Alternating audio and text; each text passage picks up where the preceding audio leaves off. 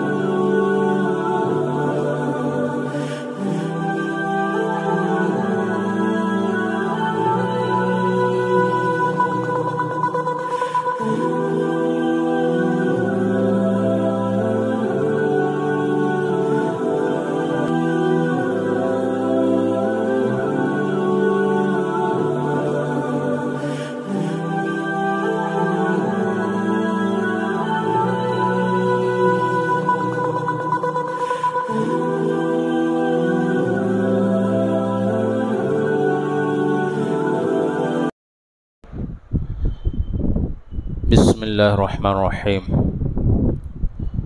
ان الحمد للہ نحمده ونستعینه ونستغفره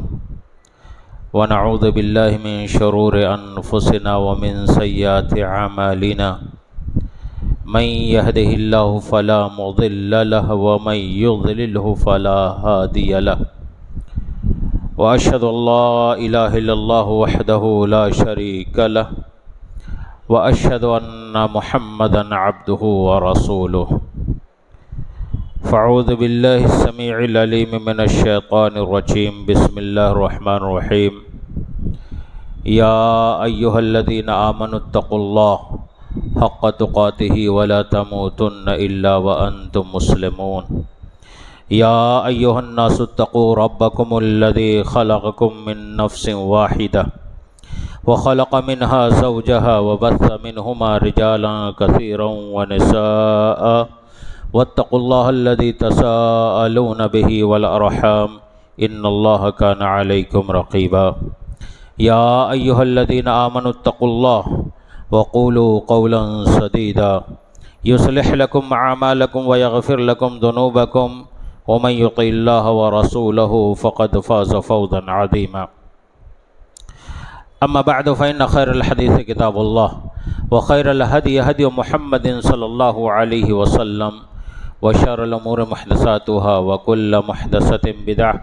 وكل بدعة ضلالة وكل ضلالة في النار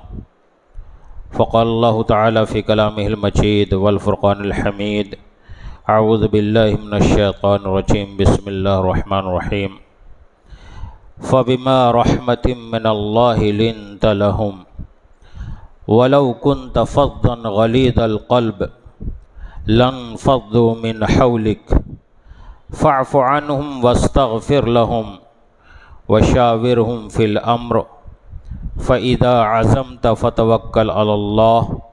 إن الله يحب المتوكلين رب اشرح لي صدري ويسر لي أمري واحلل عقدة من لساني يفقهوا قولي رب زدني علما سبحانك لا علم لنا إلا ما علمتنا إنك أنت العليم الحكيم ہر طرح کی بڑائی کبریائی حمد و ثنا پاکی و بزرگی اس اللہ رب العالمین کے لیے لائق و سزاوار ہیں جو ساری کائنات کا تنہا خالق و مالک ہے اور جس نے ہماری رشد و ہدایت کے واسطے بے شمار انبیاء کرام علیہم الصلاۃ والتسلیم کو مبعوث فرمایا۔ درود و سلام و اللہ کے تمام برگزیدہ انبیاء کرام پر، خصوصاً اس ہستی اقدس والمقدس پر جن کا نام نامی اسم گرامی محمد الرسول اللہ صلی اللہ علیہ وسلم ہے، اور اللہ رب العالمین کی رحمتوں کا نزول ہو آپ کے تمام جانثار صحابہ کرام رضوان اللہ تعالی علیہم اجمعین پر، اور ان تمام مسلمین و مؤمنین پر جو کتاب و سنت کے مطابق اپنی زندگی کو گزارتے ہیں۔ اللہم صلی علی محمد وعلی آل محمد كما صليت على إبراهيم وعلى آل إبراهيم إنك حميد مجيد اللهم بارك على محمد وعلى آل محمد كما باركت على إبراهيم وعلى آل إبراهيم إنك حميد مجيد۔ حاضرین مجلس، بزرگوں، دوستوں، نوجوان ساتھیوں، عزیز بچوں اور پردہ نشین خواتین اسلام، جیسا کہ آپ جانتے ہیں اسلام کے اندر اخلاق کی اہمیت اور اخلاق کو اپنانے پر بڑا زور دیا گیا ہے، اور یہ موضوع وقت کی اہم ضرورت ہے۔ بارہا دسیوں بار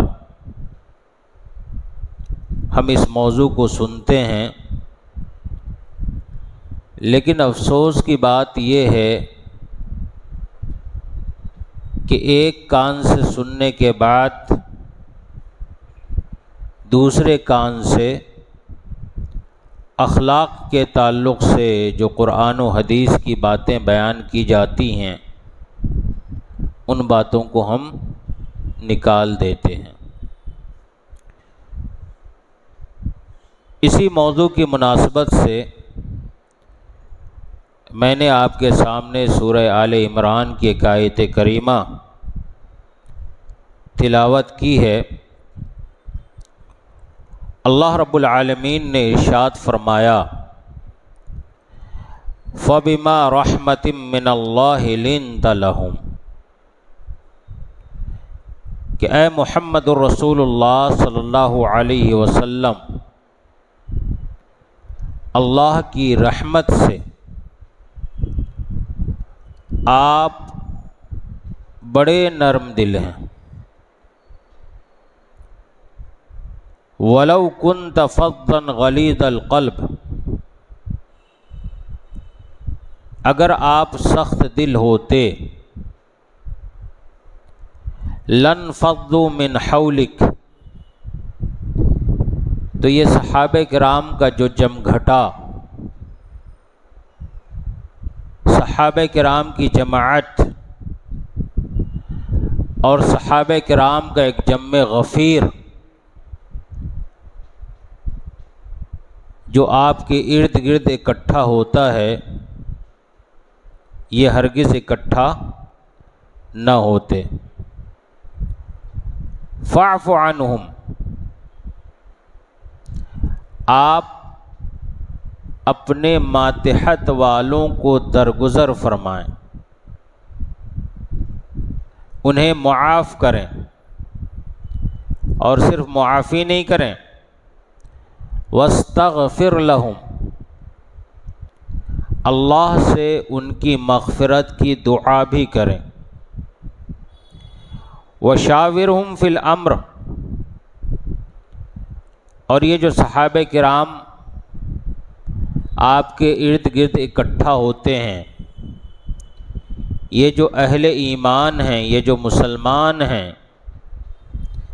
جب کوئی معاملہ درپیش ہو جائے، کوئی کام سامنے آ جائے، کوئی مسئلہ دکھنے لگے، تو آپ ان سے مشورہ بھی کریں۔ فَإِذَا عَزَمْتَ،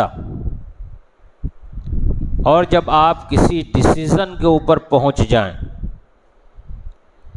کسی فیصلے کے اوپر پہنچ جائیں، تو اس فیصلے پر یقین نہ کریں۔ فَتَوَكَّلْ عَلَى اللَّهِ، یقین کس پہ ہونا چاہیے؟ اللہ رب العالمین کی ذات پر۔ ان اللہ یحب المتوکلین، بے شک اللہ رب العالمین توکل کرنے والوں کو، بھروسہ کرنے والوں کو، اعتماد کرنے والوں کو، یقین کرنے والوں کو، فیت کرنے والوں کو، جو اللہ پہ کرتے ہیں انہیں پسند فرماتا ہے۔ دوسری جگہ اللہ رب العالمین نے فرمایا کہ وَإِنَّكَ لَعَلَىٰ خُلُقٍ عَظِيمٍ، اے محمد الرسول اللہ صلی اللہ علیہ وسلم، آپ اخلاق کے عظیم مقام پر فائز ہیں، اور اس اخلاق کا مظاہرہ محمد الرسول اللہ صلی اللہ علیہ وسلم نے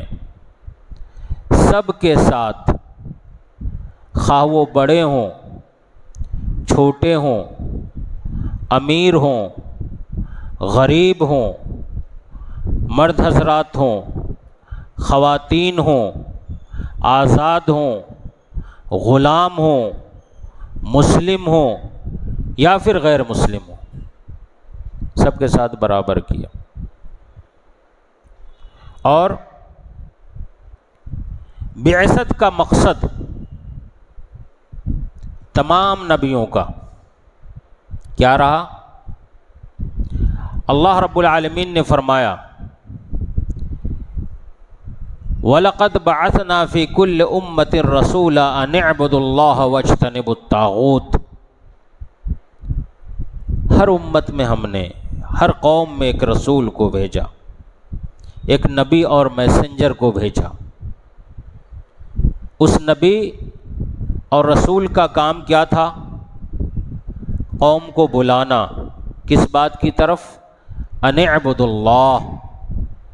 یہ کہ صرف ایک اللہ کی عبادت کرو۔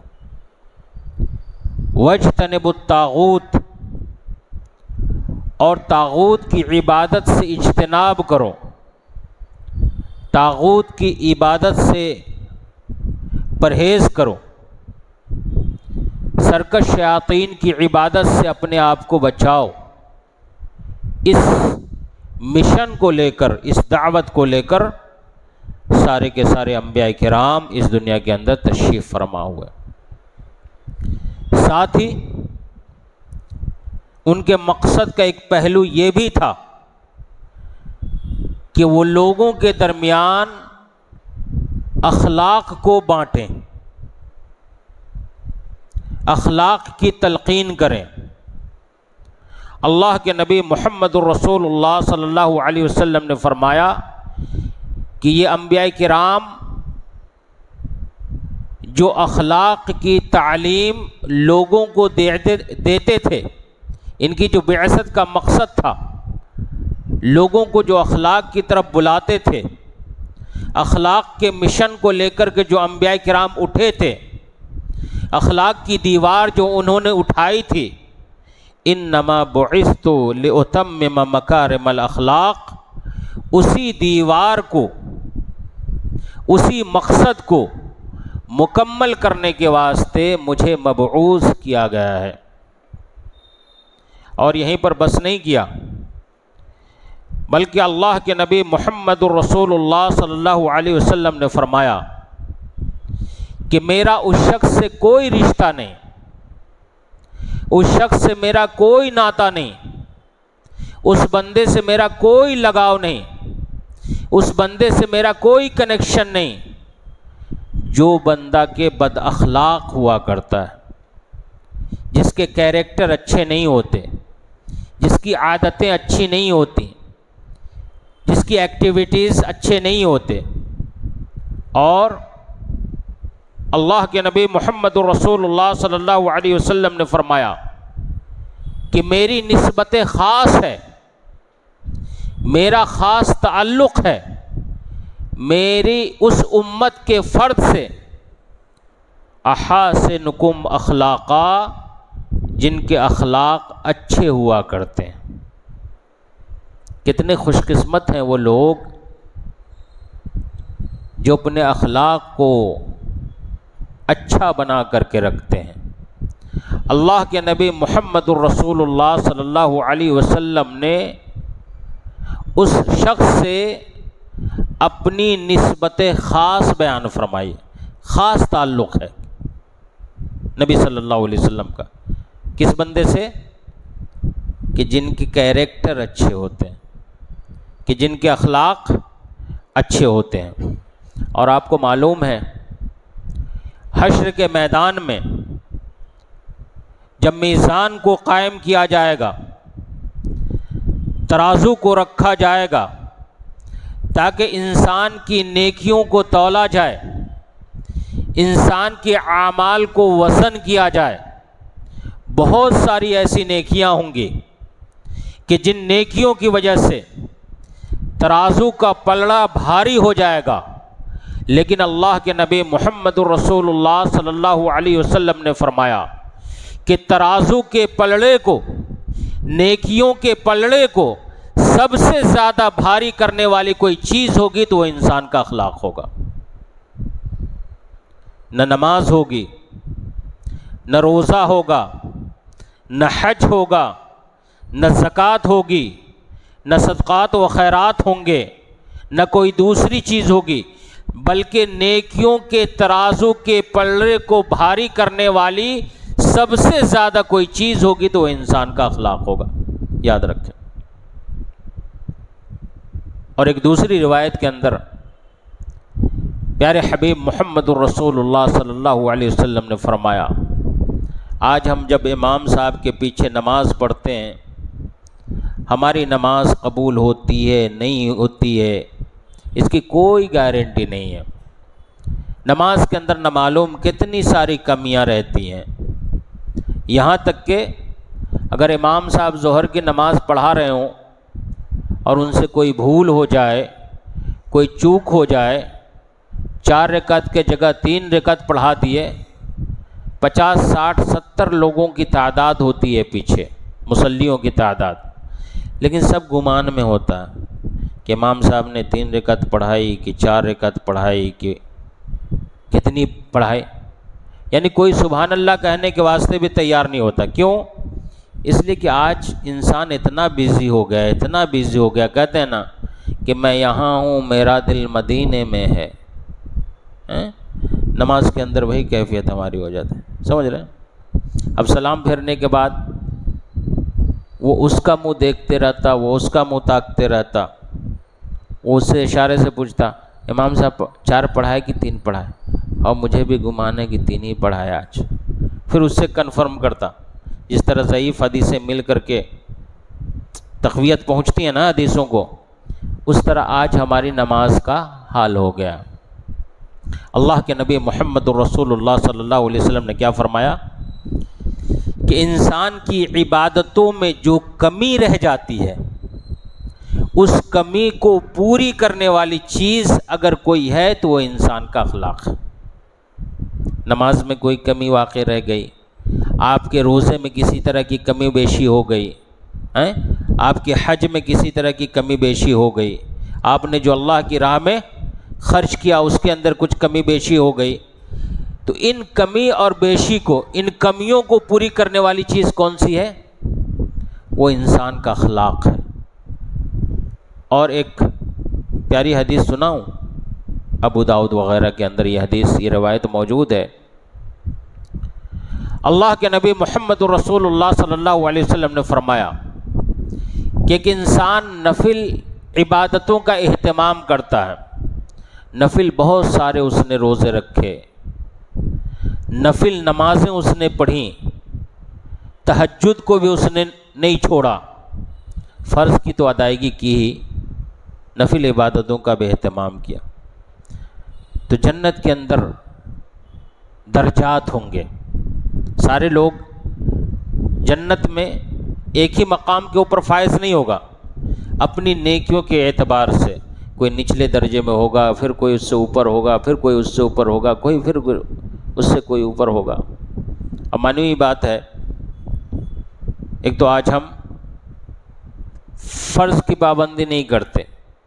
تو نفل نمازوں کا کہاں اہتمام کریں گے، نفل روزوں کا اہتمام کہاں کریں گے؟ لیکن اللہ کے نبی صلی اللہ علیہ وسلم نے فرمایا جو فرض کے ساتھ نفل عبادتوں کا اہتمام کرتا ہے، اللہ رب العالمین جنت میں جو اسے مقام عنایت فرمائے گا، درجۃ الصائم القائم، جو ایک روزے دار کا مقام ہوگا، جو ایک نفل نمازوں کے اہتمام کرنے والے کا مقام ہوگا، ٹھیک وہی مقام اس بندے کا بھی ہوگا جس نے نفل نمازوں کا تو اہتمام نہیں کیا ہوگا، نفل روزوں کا تو اہتمام نہیں کیا ہوگا، لیکن اس نے اپنے اخلاق کو اچھا بنا کر کے رکھا ہوگا۔ تو یہ فضیلت ہے ان لوگوں کی جن کے کیریکٹر اور عادتیں اچھی ہوا کرتی ہیں۔ اب سوال یہ اٹھتا ہے کہ ہمیں کیسے معلوم ہوگا کہ ہم اخلاق والے ہیں کہ نہیں؟ کن چیزوں سے پتہ چلے گا کہ ہمارے اخلاق اچھے ہیں یا نہیں ہیں؟ تو بہت ساری چیزیں اسلام نے بتلائی ہیں۔ ان چیزوں میں جو اہم چیزیں ہیں ان میں سے چند چیزیں آج کے اس درس میں بیان کرنا چاہتا ہوں۔ پہلی چیز، کہتے ہیں، ایک کہاوت ہے نارتھ انڈیا میں کہ یہی جبنیاں پان کھلائے، یہی جبنیاں جوتا۔ انسان کی جو زبان ہوتی ہے نا، اگر اچھی ہے تو انسان پان پیش کرتا ہے، اور اگر زبان گندی ہے تو اس زبان کی وجہ سے انسان جوتے بھی کھاتا ہے۔ اللہ کے نبی محمد رسول اللہ صلی اللہ علیہ وسلم نے فرمایا کہ اگر کوئی شخص ہمیں دو چیزوں کی ضمانت دے دے، اضمن لہ الجنہ،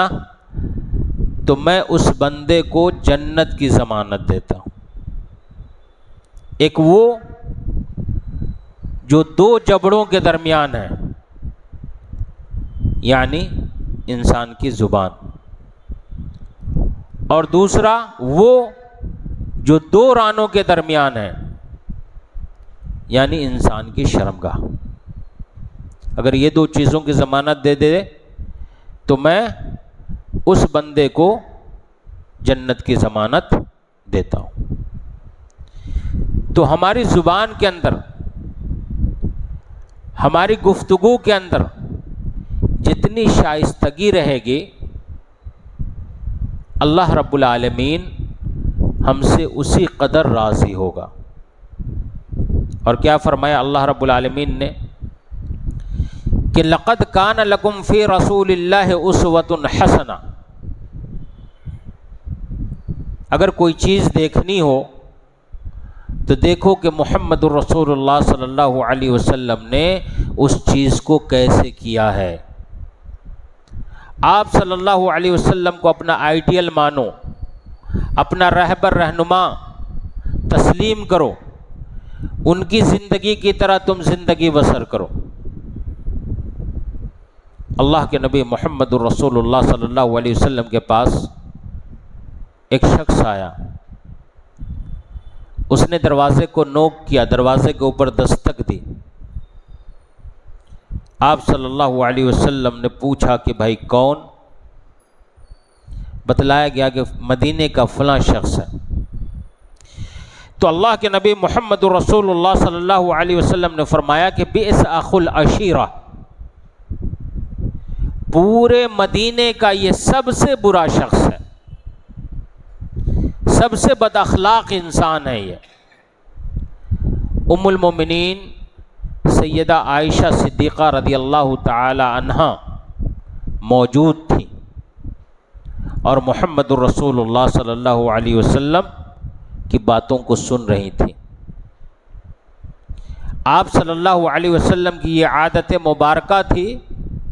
کہ کسی بھی آنے والے کو روکتے نہیں تھے۔ جب کہا گیا کہ مدینے کا فلاں شخص ہے، اللہ کے نبی صلی اللہ علیہ وسلم نے کہا کہ یہ مدینے کا سب سے برا انسان ہے، لیکن چونکہ ملنے کے واسطے آیا تھا، ملاقات کے لیے آیا تھا، آپ صلی اللہ علیہ وسلم نے کہا کہ اس بندے کو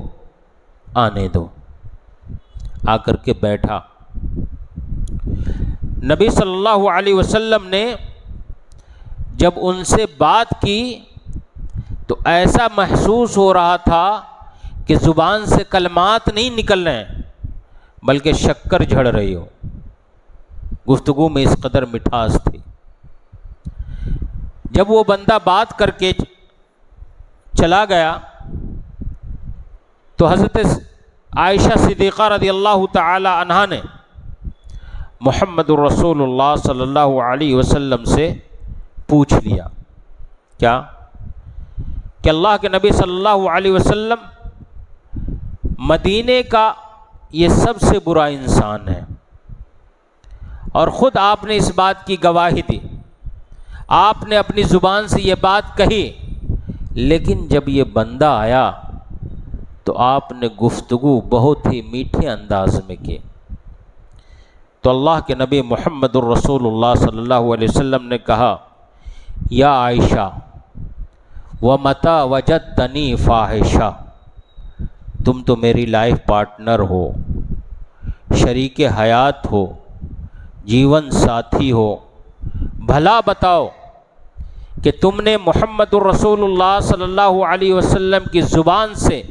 کبھی بھی گندے الفاظ کو نکلتے ہوئے سنا ہے؟ اللہ اکبر۔ خاص طور سے میرے نوجوان ساتھیوں، دوسروں کی بات تو چھوڑو، آج ہم اپنی ماں کو نہیں چھوڑتے، اپنے باپ کو نہیں چھوڑتے، اپنے رشتہ دار کو نہیں چھوڑتے، اپنی زبان سے نہ معلوم کتنے سارے گندے الفاظ نکالتے رہتے ہیں۔ اللہ کے نبی صلی اللہ علیہ وسلم کا ہم نے کلمہ پڑھا ہے، خود اللہ کے نبی صلی اللہ علیہ وسلم نے یہ بات کہی ہے کہ محمد الرسول اللہ صلی اللہ علیہ وسلم کی زبان سے کبھی بھی گندا لفظ نہیں نکلا، کبھی بھی بری بات محمد الرسول اللہ صلی اللہ علیہ وسلم کی زبان سے نہیں نکلی۔ تو ہمیں بھی چاہیے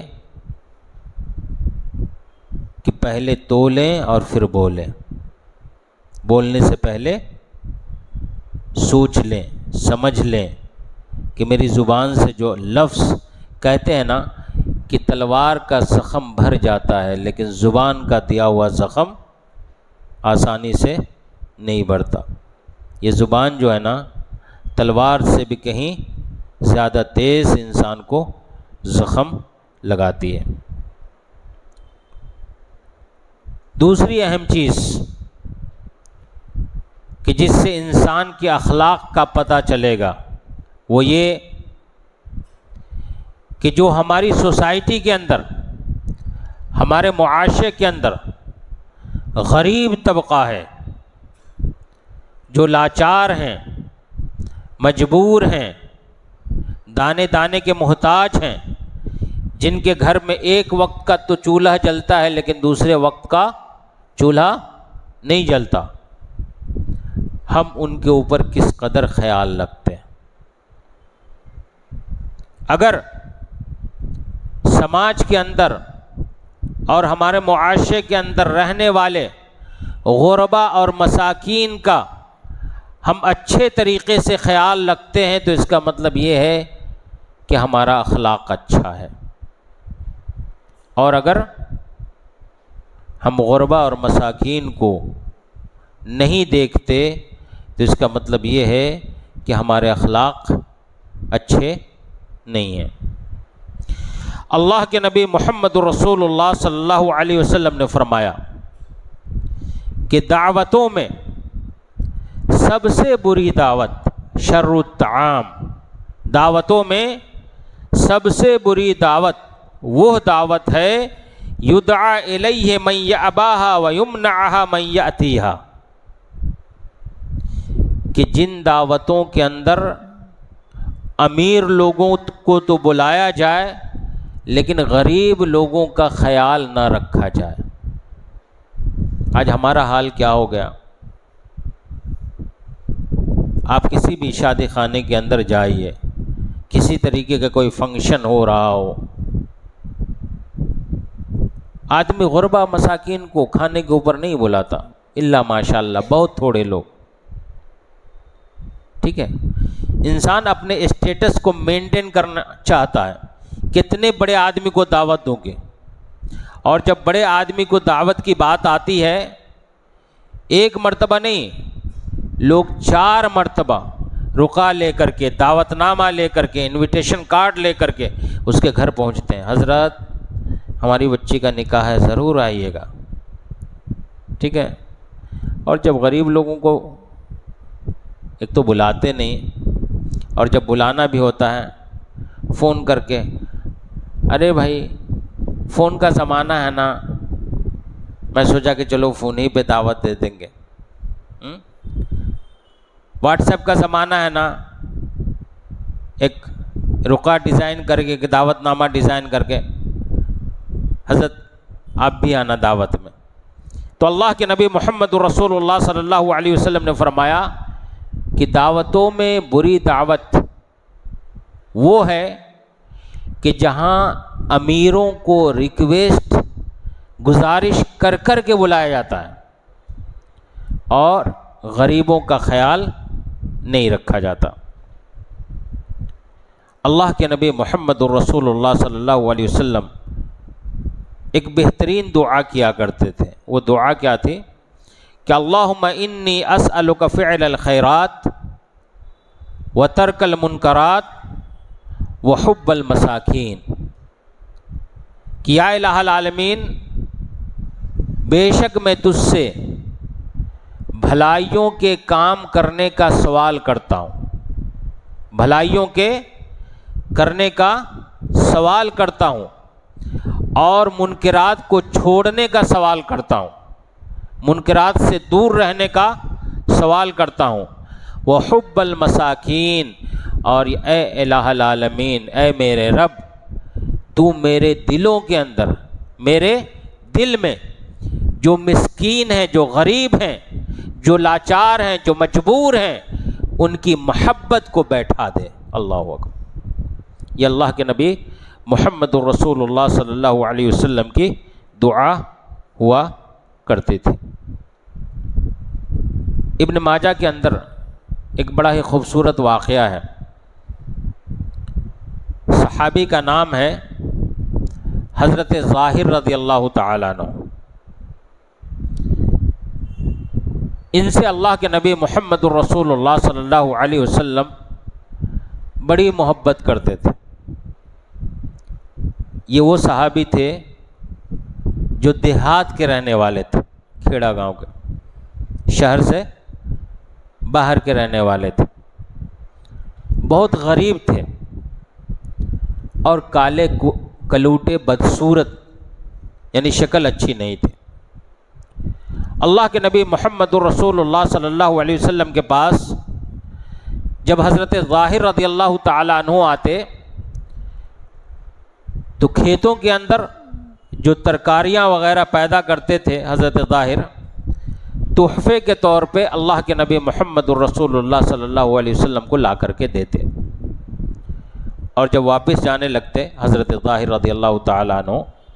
تو اللہ کے نبی محمد الرسول اللہ صلی اللہ علیہ وسلم بھی شہر کی چیزیں جو شہر میں ملتی ہیں، دیہاتوں میں نہیں ملتی ہیں، وہ تحفے کے طور پہ، ہدیے کے طور پہ حضرت ظاہر رضی اللہ تعالیٰ عنہ کو دے کر کے بھیجتے تھے. ایک مرتبہ مدینے کے اندر بازار لگا ہوا تھا، مارکیٹ لگی ہوئی تھی. حضرت ظاہر رضی اللہ تعالیٰ عنہ بازار کے اندر کھڑے تھے. اللہ کے نبی محمد الرسول اللہ صلی اللہ علیہ وسلم نے آ کر کے حضرت ظاہر رضی اللہ تعالی عنہ کی آنکھوں کو پیچھے سے بند کر دیا. جیسے آنکھ مچولی بچے لوگ کھیلتے رہتے ہیں نا، اسی طریقے سے اللہ کے نبی صلی اللہ علیہ وسلم نے آنکھوں کو آ کر کے حضرت ظاہر رضی اللہ تعالیٰ عنہ کے بند کر دیا. حضرت ظاہر رضی اللہ تعالیٰ عنہ نے کہا کہ بھائی کون؟ اللہ کے نبی محمد الرسول اللہ صلی اللہ علیہ وسلم نے کوئی جواب نہیں دیا. ہاتھ وغیرہ کو ٹٹولا. حضرت ظاہر رضی اللہ تعالیٰ عنہ کو اس بات کا اندازہ ہو گیا کہ اس طرح قریب انسان جو میرے ساتھ مذاق کرے وہ کوئی اور نہیں ہو سکتا محمد الرسول اللہ صلی اللہ علیہ وسلم ہوں گے۔ جب احساس ہو گیا حضرت ظاہر رضی اللہ تعالیٰ عنہ کو، تو چونکہ اللہ کے نبی محمد الرسول اللہ صلی اللہ علیہ وسلم کا دست مبارک حضرت ظاہر کی رضی اللہ تعالیٰ عنہ کی آنکھوں پر تھا، اور سینے مبارک حضرت ظاہر رضی اللہ تعالیٰ عنہ کے پیٹھ سے ٹکرا رہا تھا۔ حضرت ظاہر سوچے کہ یہ وقت جتنا طویل ہوگا اتنا میرے لیے اچھا ہوگا، اتنا میں خوش قسمت کہلاؤں گا۔ اور آپ کو معلوم ہے اللہ کے نبی محمد الرسول اللہ صلی اللہ علیہ وسلم کہ جسم اطہر کو ٹچ کرنے کے واسطے، چھونے کے واسطے صحابہ کرام رضوان اللہ تعالی علیہم اجمعین کس قدر مشتاق رہا کرتے تھے، کس قدر خواہش مند رہا کرتے تھے۔ جب اللہ کے نبی محمد الرسول اللہ صلی اللہ علیہ وسلم کی زندگی کے آخری ایام تھے، صحابہ کرام کو بیٹھا کر کے وصیت کر رہے تھے، تو آپ صلی اللہ علیہ وسلم نے کہا کہ اگر میں نے کسی کے اوپر ظلم کیا ہے تو آج میں تمہارے سامنے کھڑا ہوں، تمہارے سامنے حاضر ہوں، اس ظلم کا بدلہ لے لے۔ میں نے کسی کے ساتھ اگر کچھ غلط کیا ہے، اگر کسی کے ساتھ ہم نے کچھ بھی زور زبردستی کی ہے، کسی کو ستایا ہے، تو آج وہ مجھ سے بدلہ لے سکتا ہے۔ ایک صحابی اٹھنے کے بعد کہا کہ اللہ کے نبی محمد الرسول اللہ صلی اللہ علیہ وسلم ایک مرتبہ آپ صفوں کو درست کر رہے تھے، اس موقع سے آپ نے اپنے نیزے سے ہمیں تکلیف پہنچائی تھی، آج میں اس کا بدلہ لینا چاہتا ہوں۔ صحابہ کرام پریشان ہو گئے کہ اللہ کے نبی محمد الرسول اللہ صلی اللہ علیہ وسلم زندگی کے آخری ایام میں ہیں، مرض الموت لاحق ہے، آپ صلی اللہ علیہ وسلم کو چلنے کی طاقت بھی موجود نہیں ہے، لوگوں کے سہارے سے آپ صلی اللہ علیہ وسلم ایک جگہ سے دوسری جگہ جاتے ہیں، اور یہ شخص کہہ رہا ہے کہ آپ کا نیزہ اس نے مجھے تکلیف پہنچائی تھی اور میں اس کا بدلہ لینا چاہتا ہوں۔ سارے پریشان تھے۔ اللہ کے نبی محمد الرسول اللہ صلی اللہ علیہ وسلم کہا کہ آؤ، اگر تمہیں تکلیف پہنچی ہے تو میں تمہیں بدلہ دینے کے واسطے تیار ہوں۔ وہ صحابی رسول آگے بڑھے، کہا کہ اللہ کے نبی صلی اللہ علیہ وسلم آپ کے نیزے نے جس وقت میرے جسم کو ٹچ کیا تھا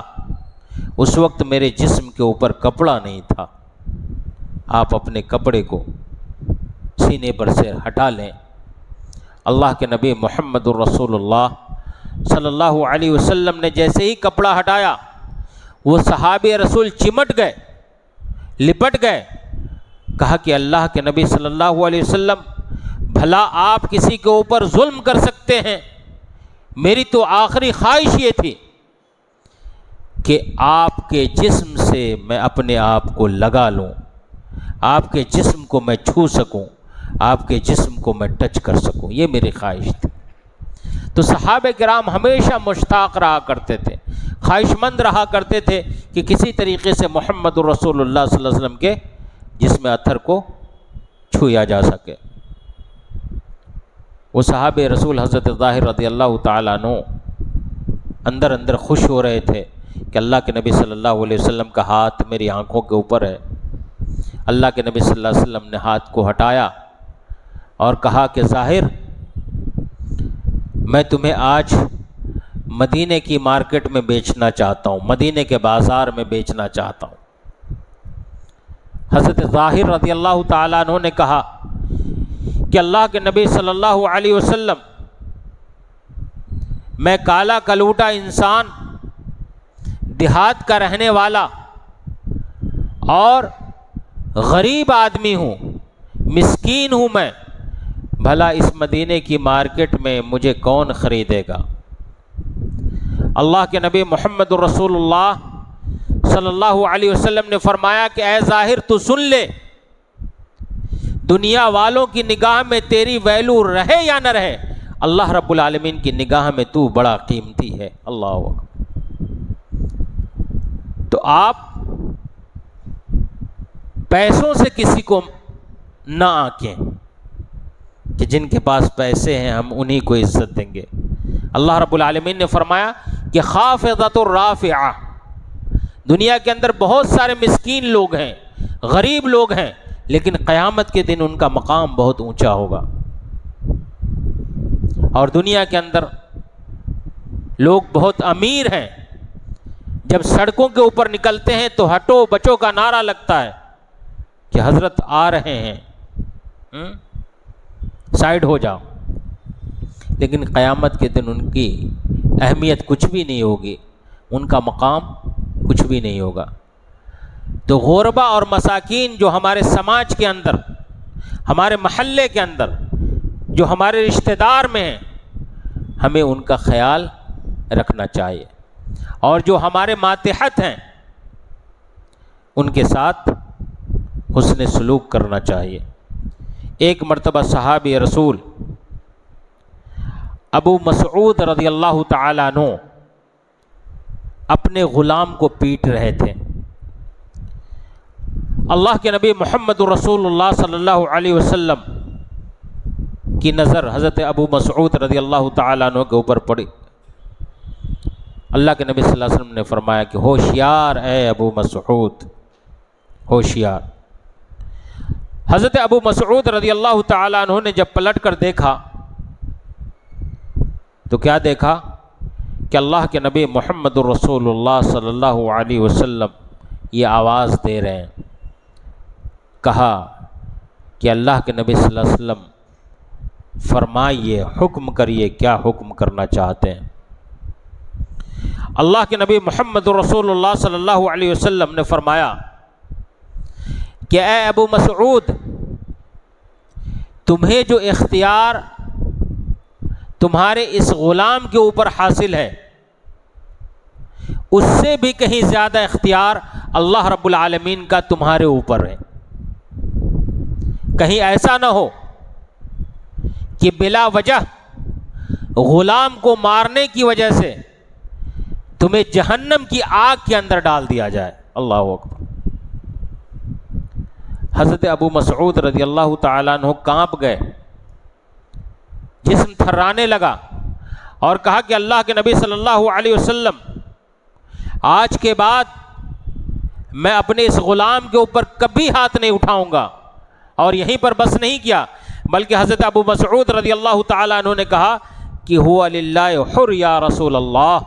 کہ اللہ کے رسول صلی اللہ علیہ وسلم، میں آج اور ابھی اسی وقت اپنے اس غلام کو آزاد کیے دیتا ہوں۔ اور آزاد کر دیا فوراً۔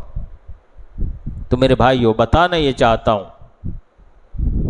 کہ جو غریب لوگ ہوتے ہیں، جو مسکین لوگ ہوتے ہیں، اگر وہ کسی کے ماتحت کام کرتے ہیں، بہت سارے لوگوں کو میں دیکھتا ہوں جو آنر ہوتا ہے، جو مالک ہوتا ہے، اس کا زبان گندی استعمال کرتا، اس کے ساتھ بدسلوکی کرتا، تو اس بات کا آپ خیال رکھیں کہ جو ہمارے ماتحت ہیں ان کے ساتھ ہم اچھا سلوک کریں۔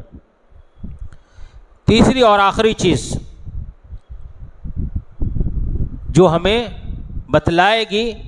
کہ ہمارے اخلاق کیسے ہیں، وہ یہ کہ شریعت نے کہا ہے کیا کہ دنیا تمہارے اخلاق کی چاہے کتنی ہی سرٹیفکیٹ کیوں نہ دے دے، آپ آتے ہو، بڑے نمازی ہو، مسجد کے امام صاحب بھی بولتے کہ فلاں حضرت بڑے اخلاق والے ہیں، دوستوں کے ساتھ آپ جاتے ہو، دوست و احباب کہتے ہیں کہ فلاں بندہ عبداللہ ہے، عبد الرحمن ہے، بڑا اخلاق والا بندہ ہے، لیکن شریعت کیا کہتی ہے؟ شریعت یہ کہتی ہے کہ گرچہ دنیا تمہیں اخلاق کی سرٹیفکیٹ دے دے، تمہیں کیریکٹر سرٹیفکیٹ دے دے کہ تم اچھے اخلاق والے ہو، لیکن جب تک تمہاری بیوی تمہیں اخلاق کا سرٹیفکیٹ نہیں دے گی تب تک تم اچھے اخلاق والے نہیں ہو سکتے۔ کیا پتہ چلا؟ پتہ یہ چلا کہ دنیا والوں کے پاس اگر ہم اچھے ہیں لیکن اپنے گھر والوں کے ساتھ اچھے نہیں ہیں تو اس کا مطلب یہ ہے کہ ہم اخلاق والے نہیں ہیں۔ اللہ کے نبی محمد رسول اللہ صلی اللہ علیہ وسلم نے فرمایا کہ خیرکم خیرکم لأہلہ وانا خیرکم لأہلی، تم میں بہترین انسان وہ ہے جو اپنے گھر والوں کے ساتھ اچھا ہو، اور میں تم میں سب سے زیادہ اپنے گھر والوں کے ساتھ بھلائی کرنے والا اور اچھائی کرنے والا ہوں۔ یہاں تک کہ ام المومنین